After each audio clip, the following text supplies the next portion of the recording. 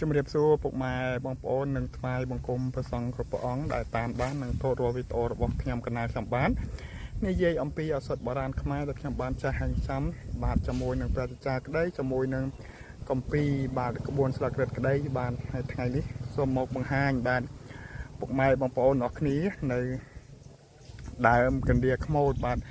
កណ្ដៀខ្មោចនេះគឺវាមានអត្ថប្រយោជន៍យ៉ាងច្រើនសម្រាប់អ្នកអាឡែស៊ីសមុខបាទក៏វាត្រូវបាទសម្រាប់អ្នក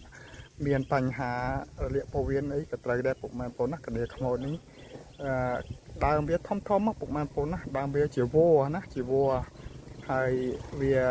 មានពណ៌ទាំងខ្លាំងដូចរូបភាពដែលខ្ញុំបានបង្ហាញនេះហើយស្លឹកពណ៌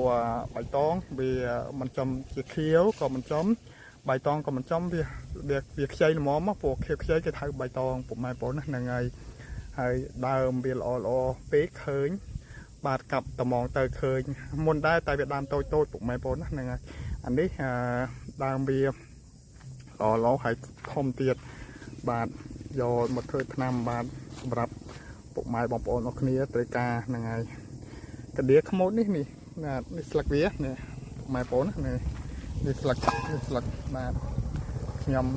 បានបង្ហាញពីរបៀបកាប់ទេគឺខ្ញុំបានបង្ហាញពីដើមអានេះខ្ញុំកាប់រួចហើយពុកម៉ែបងប្អូនណាខ្ញុំកាប់រួចហើយយកមកបង្ហាញបាទជូនពុកម៉ែបងប្អូនអរគ្នាក៏ដូចជាប្រសងគ្រប់អង្គតូចនៃទស្សនាបាទនៅដើមឆ្នាំដែលខ្ញុំបានបាទកាប់ពីព្រៃបាទនេះកំពុងតែកាប់បាទហើយអត់ទាន់បានវិចខ្ចប់ទេហ្នឹងហើយកណ្ដៀខ្មោចនេះយើងនិយាយជាមួយនឹងឆ្នាំដតេទៀតបានប្រកែបាទតើវាហ្នឹងគឺប្រកែដែរប៉ុន្តែវាប្រើប្រាស់ទៅវាប្រើរយៈពេលយូរពុកម៉ែបងប្អូនណាទាំងអស់គ្នាណាអ្នកដែលមិនស្គាល់កណ្ដៀខ្មោចពុកម៉ែបងប្អូនអាចមើលបានជាមួយនឹងរូបភាពនិងវីដេអូដែលខ្ញុំបានបង្ហាញហ្នឹងហើយកណ្ដៀខ្មោចនេះផ្លែវាខៀវដល់គេយកខ្ជិលចាំតិចគេយកញ៉ាំជាមួយនឹងប្រទេសអីហ្នឹងហើយពុកម៉ែបងប្អូនហ្នឹងហើយអ្នកណាដែលខ្វៀលគោខ្វៀលកបីឬក៏ខ្វៀលសេះអីធ្លាប់ស្គាល់ហើយកណ្ដៀខ្មោចនេះវានៅតាមព្រៃដំបូកឬក៏នៅតាមព្រៃល្បោះពុកម៉ែបងប្អូនមានសម្បូរបាទហើយខ្ញុំមកនេះគឺមកដល់ដាច់ប៉ែងបន្តិចពុកម៉ែបងប្អូនហ្នឹងហើយមកដាច់ប៉ែងបន្តិចរកតាំងពីព្រឹកបាទកន្លែងអប្សរាយើងកាប់ពេញប្រញាប់ទៀតអាហ្នឹងហើយខ្លាចគេឃើញហ្នឹងហើយមកតាំងពីម៉ោង8រហូតដល់ម៉ោង12ថ្ងៃត្រង់រកទ្រាំតបានហ្នឹង